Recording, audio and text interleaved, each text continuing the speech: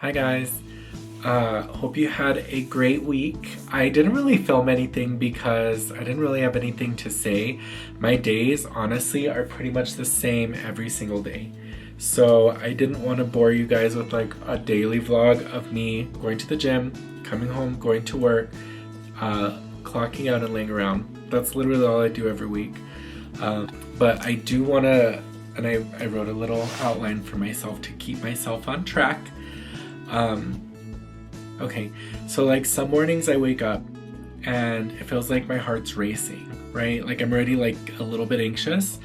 I do have like crazy night terrors at night, and since I did therapy and I scratched off a bunch of the stuff, they've gotten a little bit worse. But it's my mind's way of like working through stuff, and it's always like people coming to get me, people coming to steal me, just because of situations that happened to me when I was a little kid. So it's kind of like the same thing every time. So like this morning I woke up and it was already there. Before my feet even hit the floor, like it was already there. So like I've noticed though that sometimes anxiety doesn't need a reason to appear, it's just there. And what I do, usually I wake up, get a shower, brush my teeth, put something in my hair, and then I go downstairs and I start getting ready for the gym. That's my routine. I love to do it. It's the same thing every day. I'll show it to you guys maybe tomorrow. But yeah, so that's what I do. While I'm doing that, I stay kind of quiet. Sometimes I'll listen to like an audiobook, and I do have some that I just re-listen to over and over, and it's gonna sound so millennial, but like I listen to Harry Potter over and over and over and over. And I think this is like the 20th time I've listened to these books, and it's because I can put it as background noise. I can engage when I need to, but I can also disengage when I need to. Like it turns into white noise to keep me like a little bit focused. Like I use that as my anchor point when I'm getting ready, so that I can like grab onto that, do what I need to do, and then come back to it. That's one of the things I use to like center and ground myself a little bit, because otherwise my mind just starts going. I do kind of want to talk about some of the grounding that I do personally throughout my day, and that's one of them, because mental health is like a journey. No one ever gets fixed. No one ever gets like, we treat mental health, and as a psych nurse back in the day, I knew that. Like we don't fix people, we treat symptoms. So like, I know I'm like working through a lot of stuff, and like it's just a lot. It's a lot. And depending what I'm watching before bed, because I don't do good sleep hygiene, like I don't get off my phone an hour before bed, I drink soda pop during the day, so I'm sure it has caffeine. Like there's stuff called sleep hygiene that you're supposed to do, and I just don't do it. Do as I do, not as I say, or do as I say, not as I do, right?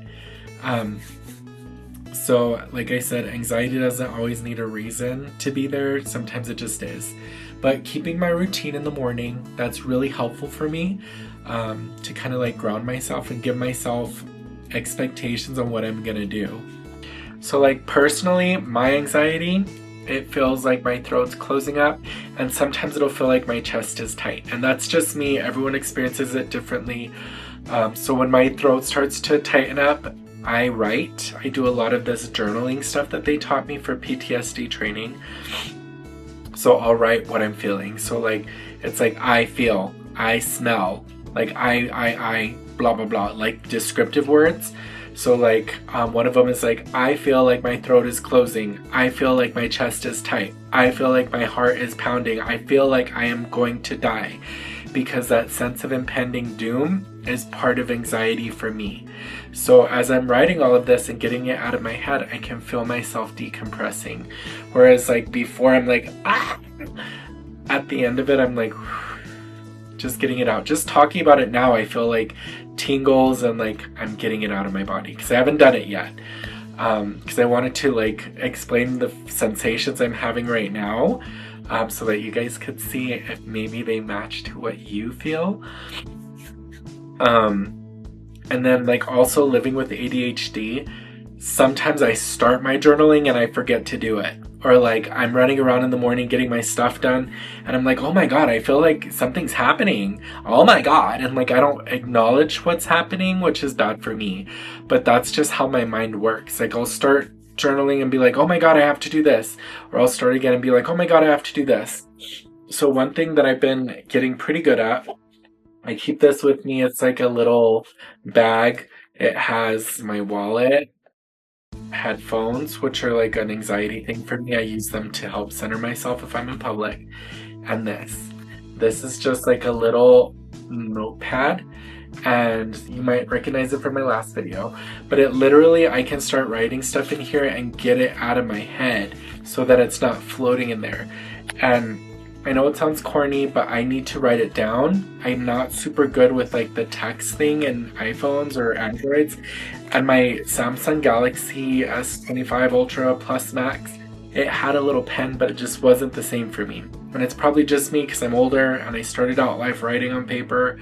But that's one of the things I do is I write it to get it out of my brain. If you notice just there, I kind of like release my shoulders, and I used to have an alarm on my old phone where it'd be like, drop your shoulders, because I'll start getting like this, where all my tension is in my shoulders. And your shoulders, I learned in yoga yesterday or Wednesday, they're like, your shoulders are your manifestation points. So whatever you're manifesting is going to come in your shoulders. So let's loosen them up. And we're doing this. YMC, I don't know. But like, yeah, so that's one of my grounding techniques.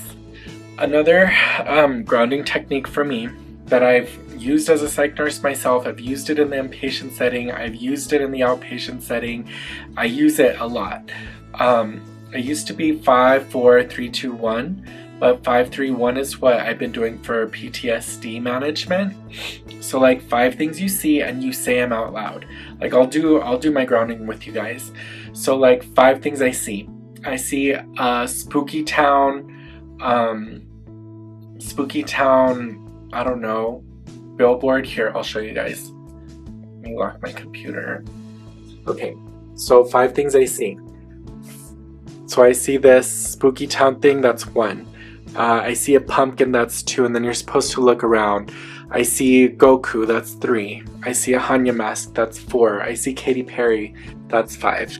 So like those are the 5 things I saw. 3 things that I can feel on my physical body. So I feel my shirt, I feel my weight of my butt on my chair, and I feel my feet on the ground. And you can just, there's no rule, so you can just keep going. Like I feel my hands touching my sweatpants. I feel my hair on my head, I feel my glasses. And then it's supposed to be like 1 thing you smell. My breath. So like there's a way to do it, and you can keep just naming off stuff like if you feel like you need to.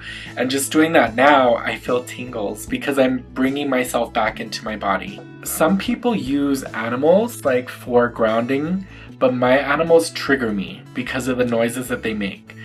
And it's licking a lot of the time, licking and farting. So like the sensory overload that I get from them is a lot, because I hear them licking because they stay on the bed. And I put music on so I can like work through stuff. That's one of my grounding things, is to put music on because it'll ground me into that. And then my ADHD octopus brain will be touching stuff, but it'll have that grounded music playing in the background. So while I'm doing that, I can hear them like that, just triggers me. And then the farts, like it's too much of a sensory overload. And I wouldn't have this if I was in the office. I'd probably hear people talking, I'd smell their smelly perfume. Like it just, whatever. I have way more control in my house than I do at work, like in an office environment. So I brought them in because they really like to hang out with me in the morning. But I put them out like after 2 or 3 hours of that because I know they like it. It's their soothing behavior, but it just triggers me. So I put them out a second ago. And what I usually do on my lunch is I'll take a snack outside and I'll eat that while I'm watching them play. Hi guys. Come on, let's go outside.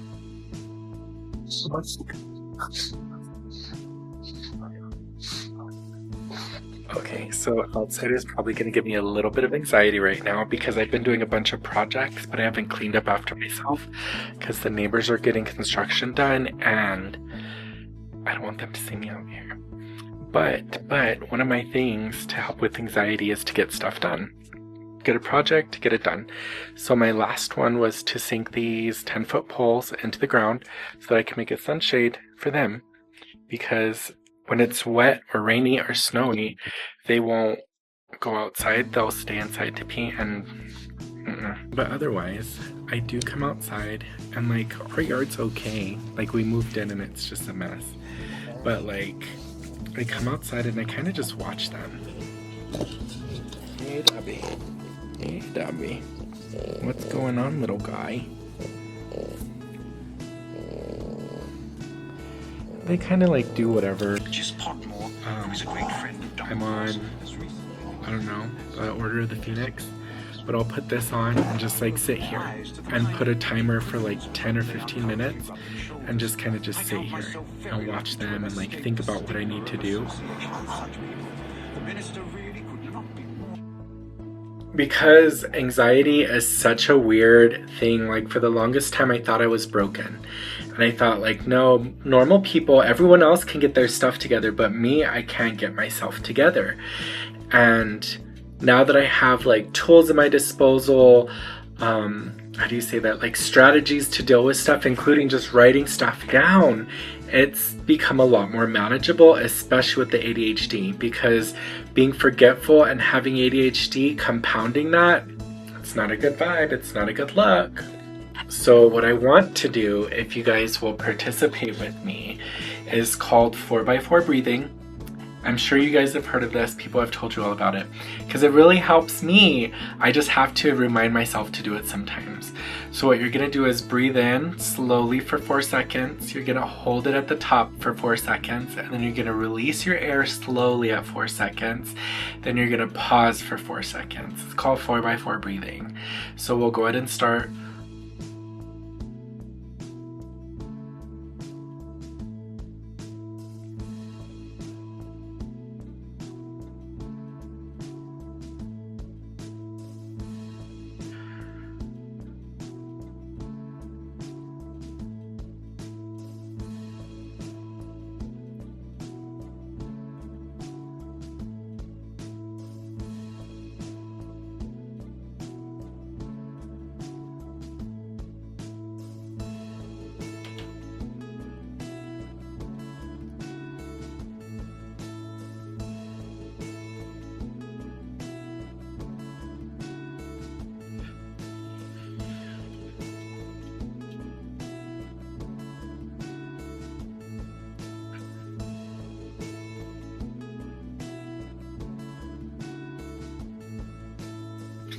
And then you can breathe normal. But I feel tingly. Those tingles are good. That means you're kind of relaxing. It should feel like part of that is engaging your SNS, your somatic nervous system, I think, or your autonomic, whichever one gives you your fight and flight. It helps pull it off, helps calm down a little bit. Second, you also have control over your breathing. You're being mindful of your body, of your breathing, you're counting, you're bringing yourself back in. Instead of spiraling out of control, you're breathing yourself back into yourself. And it gives you something to accomplish. You get little hits of dopamine when you accomplish something or when you check it off your list. That's something that you did. I'm gonna give myself a task of 4x4 breathing. I'm gonna perform the 4x4 breathing. I completed the 4x4 breathing. Sometimes the simple act of getting something done can help you control yourself and your anxiety. Anyway, thank you guys for hanging out with me for a little bit. I have to go to this meeting, but I love you guys very much. You're not alone. I see you. We see each other. So I hope you guys have a great weekend. Annyeong. Love you guys. I'll miss you. Bye. Afterthought. Honestly, they're pretty cool. We just ran around the house and they were chasing me and it was pretty funny. And then I was hiding under the blanket and they're like, at least, this is bad, but at least if I pass away in the house, they'll like know I die.